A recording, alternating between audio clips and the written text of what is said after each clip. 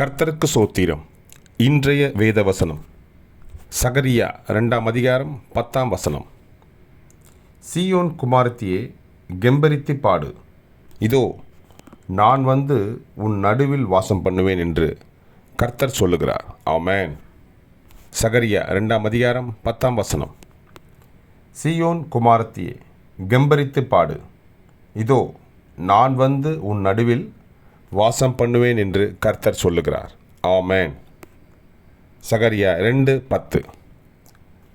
கர்த்தர் உங்களை ஆசீர்வதிப்பாராக, உங்களோடு கூட இருப்பாராக. ஆமென்.